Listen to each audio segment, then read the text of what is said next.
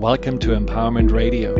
My name is Dr. Friedemann, and I'm so glad that you decided to join me. Empowerment Radio is about giving you the insights, tools, and solutions to address some of the most challenging aspects of our daily lives. So sit back, relax, and empower yourself. Welcome to Empowerment Radio. I'm your host, Dr. Friedemann.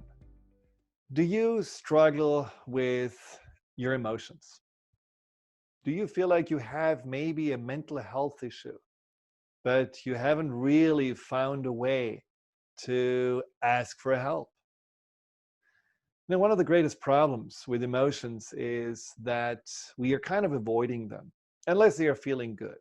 Most of us are feeling comfortable with being happy or confident, or at least okay and at peace, but we are not wanting to go into feeling sad, anxious, angry, or insecure. All of those emotions make us feel like there's something wrong with us. We are weak. We are somehow not like everybody else. And so we are pushing those emotions aside, and we don't want to pay attention to them. And to the people around us, we are saying, no, we are good. All is fine. Now, what can happen is that you do have a real challenge that is building up, unknown to others around you. Inside of you, that problem gets bigger and bigger. Your struggle with yourself and your feelings gets somehow more and more all-consuming. And in the end, you find yourself maybe at a breakdown point, at a point where you just feel like, I can't do this anymore. There's a stigma to mental challenges. There's a stigma to anything that is about mental health. We just don't want to go there because it just feels almost like, inappropriate to have these kind of challenges. And this is why I'm so excited to have my guest today, a very special guest who just came out with a brand new book, which I believe can help you and maybe others that you know that are struggling with mental health issues and just feeling like, they don't have the courage or they don't have that sense it's okay to ask for help or admit that they're struggling, to give them that impetus, that catalytic push to say, no, if he can do it, I can do it. And I'm talking about Maurice Benard, who is best known as Sonny Corinthos of General Hospital, who has been playing that role for 25 years. He has been winning the Emmys for this twice already.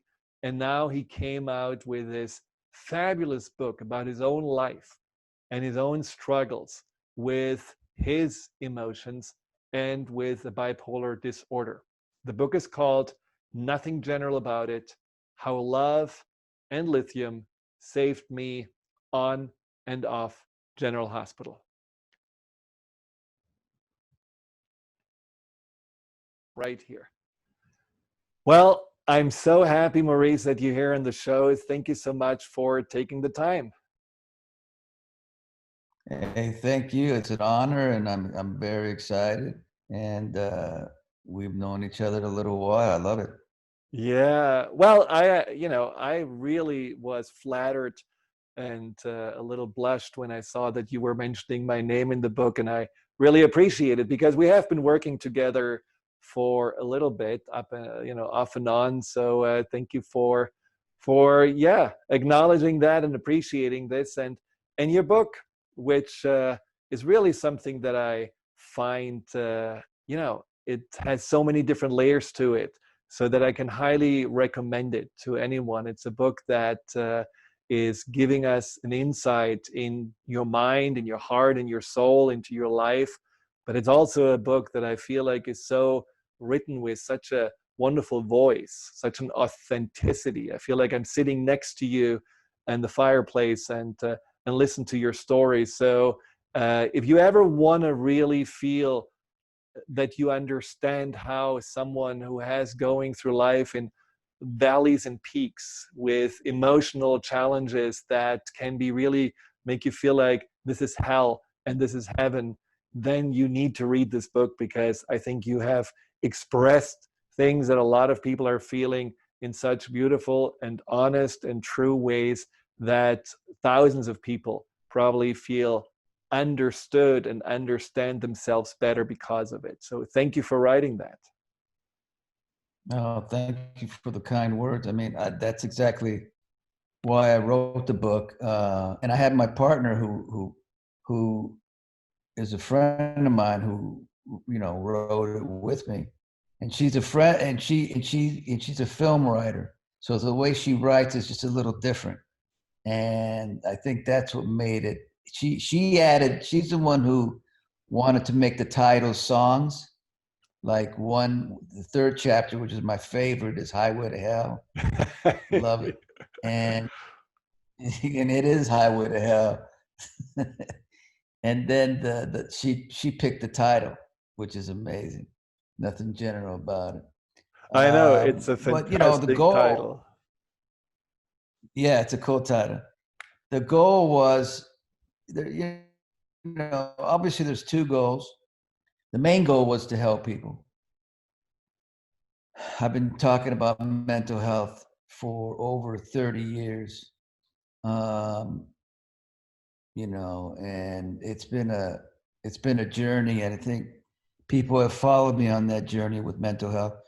But I don't think, like when I did Oprah, it didn't. Nothing really happened after that with mental health.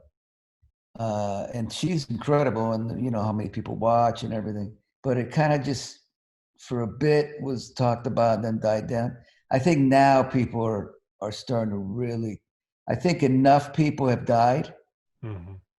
that people are starting to listen. Yeah, I mean, you think immediately Somebody. of Robin Williams, who just has been dealing with depression and obviously wasn't really getting the help or wasn't asking for the help. And that's a very sad story that I think woke up a lot of people. Yeah, and there's another guy who just died. What's his name? Byron Epstein or something like that, and he had depression, and he was a big time gamer, one of the top. Mm-hmm. And so I think the timing of the book is great. I think that's why it hit the New York Times, because I Congratulations. think you're welcome. I think it was just the right time, because I thought it was the wrong time. I No, it thought it was was a all perfect time. meant to go. Absolutely. Yeah, it's definitely the Yeah. perfect time. But what do you, I mean, you say like you have been talking about it for 30 years, but wasn't like, really you coming out and saying, I have this bipolar disorder and these issues. Wasn't that more like 2004 around Oprah, or did you talk about this before already? Um, I might have talked about it before a little bit, but that was on a high level, Yeah. national level with Oprah. Um, and I've been talking about it, I've been shouting it for everywhere. I mean, anytime I go on a show, TV show, or anything like that, that's what people ask me about. I mean, anything that I mean, they don't. It's funny. When I was doing publicity for the book, no one even talks about General Hospital. I mean, it's just, and there's a lot of General Hospital in the book, Right. but no one all talk about is mental health, which is great, which is what I wanted.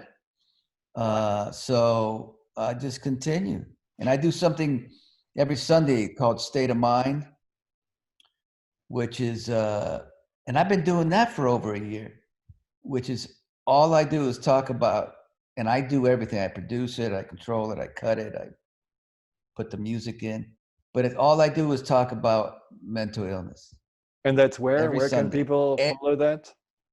Uh, Maurice Benard State of Mind into Instagram story, Oh, perfect. and Excellent.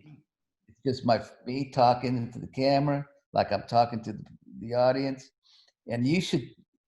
I'll tell you a little story that somebody wrote. I get a lot of these, but this one's beautiful. Well, it's not. You'll see. Somebody wrote me and said, your book, and this is what I'm going to say to you is exactly what keeps me going doing this. She wrote, I read your book. It's helped me deal with my husband. He is bipolar, and he tried to commit suicide a while ago. And what we used to do is we used to listen to your audiobook, and after every chapter, we would talk about how we feel about it. And it's made me really, really understand him. Unfortunately, he committed suicide 2 days ago. And I was like, because I didn't know where it was going. Yeah. Like I thought it was going to be like, and that is exactly why I just have to keep doing this. But see, Maurice, what I find so amazing about you and the book and your mission is that it takes a lot of courage to show this kind of vulnerability. And, you know, just talking about General Hospital for a moment, well, Sonny is not necessarily the most vulnerable guy on first glance. And, you know, you have been playing that role for 25 years. So I'm sure it was a little bit uncomfortable at some point to come out and say, by the way, I'm not all cool and tough. I actually have some deep struggles and demons inside of me that can bring me to my knees. Or how did that feel to you? Were you never really thinking about this as a challenge? Hold that answer. We'll be right back after the break. Hi, Dr. Friedemann here. Thank you for tuning into my YouTube channel. If you're interested in learning more about fear and anxiety, here you'll find guided meditations, webinars, and interviews with some of the most renowned experts in the field of empowerment. Delve into the over 230 videos and more to come every week.